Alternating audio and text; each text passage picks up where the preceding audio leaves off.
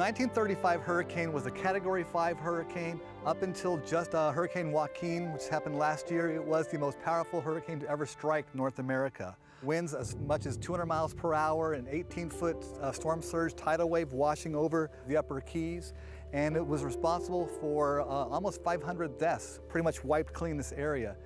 Unlike today, where we have Doppler radar and we have weeks of news information, in 1935, they did not learn that the hurricane was coming for the Matacumbis until the very day of the hurricane. So at 1 o'clock, the official Weather Bureau gave the report that there was a significant hurricane coming across the Matacumbis. Now in 1934, 1935, Flagler's train wasn't bringing as much tourism down to Key West as they intended or once thought of.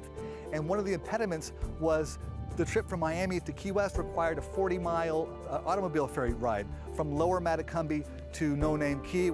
So what they wanted to do was build a solid bridge system that would eradicate the need for that ferry system.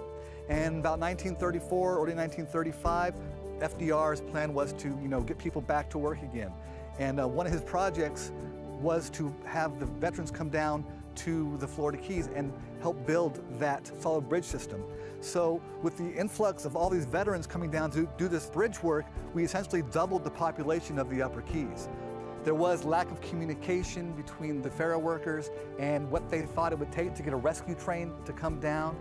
And by the time they arranged to have a rescue train to come down and evacuate the veterans, it was 4:30 before they started to assemble crews to get, again, a holiday weekend, to assemble the crews to get the locomotive engine fired up. On the way down, they encountered an open drawbridge. That delayed time.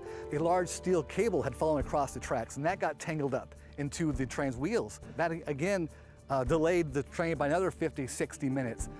The train arrives about 8:05, and at 8:25, this 18-foot wall of water comes crashing over and knocks over the train. And of course, things got serious very quickly.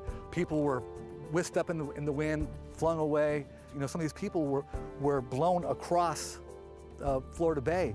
In fact, one woman ended up on Cape Sable. She was blown all the way across to Cape Sable, some 40 miles away.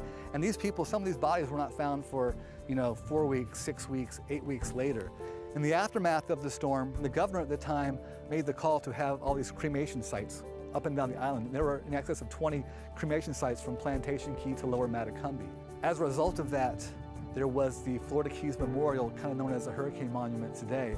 It kind of pays tribute to all those who lost their lives in this storm.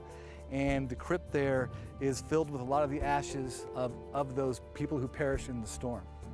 Now, as you go over Channel 5 Bridge, you'll notice out in the water, there's a series of 8 concrete blocks out in the water. And what that was, when the veterans were here building that automobile road to eradicate the need for the automobile ferry, they were building a road that would have paralleled Flagler's Railroad. And those bridge piers, which is what they are, this is the only evidence that those veterans who lost their lives of the work they were doing. Those were actual bridge piers. The first bridge would have linked Lower Matacumbi to what is today known as Fiesta Key.